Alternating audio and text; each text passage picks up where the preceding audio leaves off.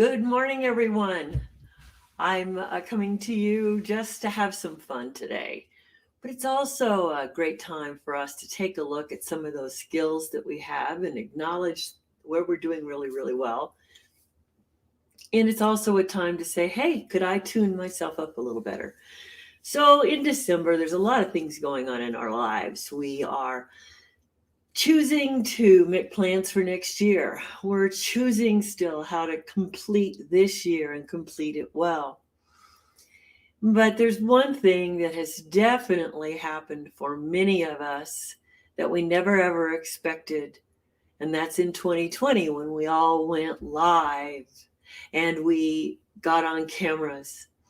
And I'm noticing every time someone's getting brave enough to get on camera and do a dance or whatever, if you're on TikTok, that's fine. But if you're working on Zoom and you're either in a meeting or you're doing individual videos like I'm doing right now, there's a few things you want to pay attention to. And so these are, as a speaker coach for many, many years, I'm always helping people understand what was a distraction. And I had to learn myself that sometimes just the more powerfully we want to dress, we don't need a lot of foo-foo with it. So let me explain. And today's conversation is titled Life Above the Waist. Because haven't we all had a whole life online in videos for months and months now? And life is above the waist. You know, the joke is, do you have your pants on when you're making a video? But the thing is, you at least need to have your upper half looking decent. You need to look like the professional you want to be. And I don't mean the stuffed shirt professional. I don't mean where everything has to be flouncy, has to be a tie, has to be a shirt, but it has to be clean. And it has to be helpful to the viewer's eye. So let's talk about that.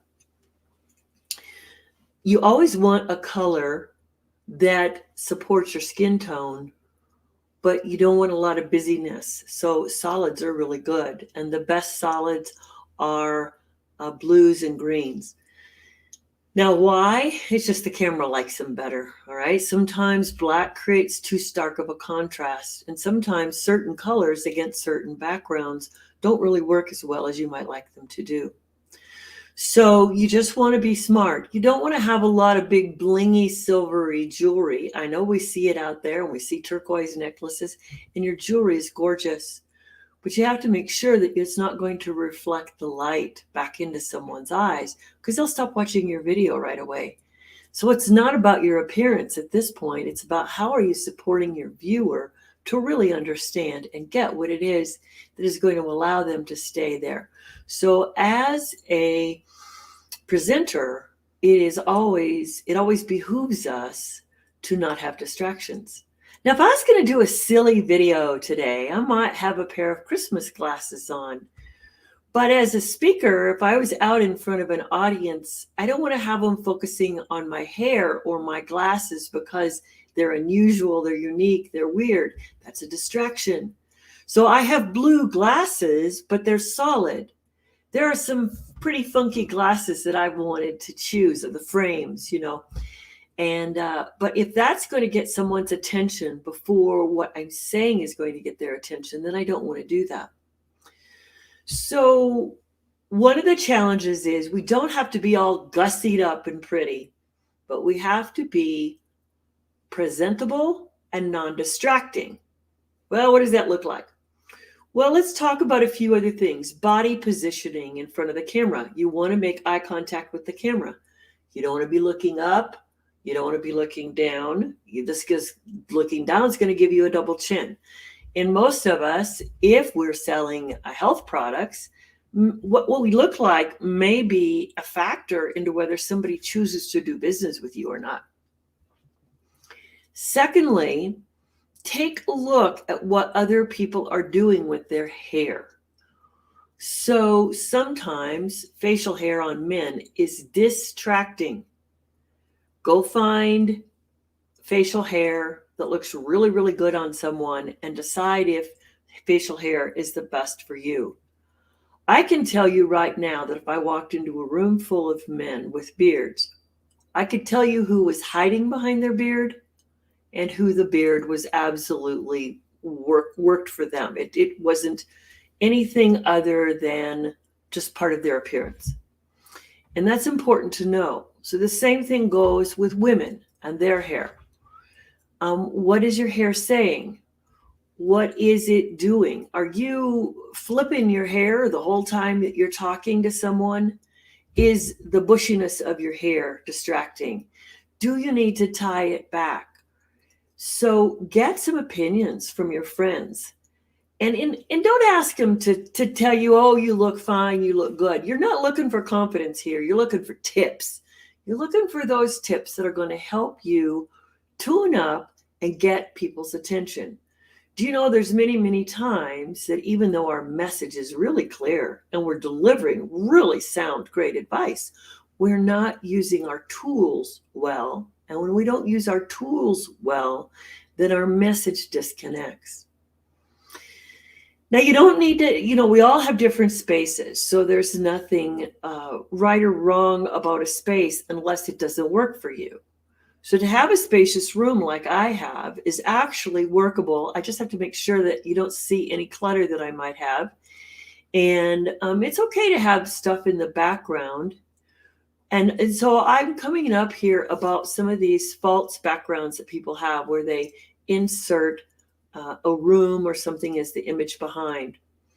The most distracting thing about those, and I get their value, because you may not have the space and you may want that. That's really good.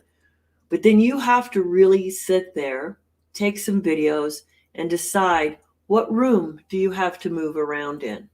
Because what happens when you fade in and out of that background because of your movement, that's another distraction that you're creating. So whether or not you want to use that false background needs to depend on your range of movement, and you want to figure out where is that range of movement. So when we're living life above the waist, there's a lot of things to consider. Now you'll notice we also want to make eye contact with the camera because we're making eye contact with our audience. We might want to keep looking at ourselves in the viewer. That's not going to help us continue to have a cohesive message. So why am I bringing all of this up? It's because recently I think a lot of people have increased using live video, even in the last month. People who are very uncomfortable with it maybe before they're trying it out. Kudos to you. We always have to keep marketing. I just don't think there's a world without us marketing ourselves. And we are the package that people are buying. Yes, we have our offers, but we are the package people are buying. So what we have to come through with is confidence on the camera. And confidence on the camera is not the same as having confidence on the stage. So if you're on the stage, we're going to teach you how to not fidget. We're going to teach you how to get out from behind the podium and to not clench the podium like you think you're going to die if you don't keep hiding behind something. So if you'll notice, people who walk the stage, performers, speakers, they're very comfortable with who they are. And so we want to have that same behavior and image come across on the camera when we're just living our life from the waist above. So you want to make sure that you are not overdoing it, but you are doing it just right. So you don't wear glistening jewelry. You don't wear something pretty powerful up here. You don't necessarily, and I know Zoom has a thing now where you can fade your complexion, but maybe your value is in your age. Maybe your value is in where you've been in your life and what you're doing now. So to just always be sure that you're looking good or greater than you would normally run around in your daily life may or may not do you the best service to get people to pay attention to you. So I'm having fun with this today, and I just want to say, watch for patterns that you wear in your clothes. They could distort. Watch that hair. Really, you want people to look like you're well kept. And I don't care about makeup. If you like your skin the way it is, makeup is not the issue, but you do want your skin to look bright and fresh. So if a little bit of rouge is going to, or blush is going to help, a little bit of eyebrow pencil is going to help, fine.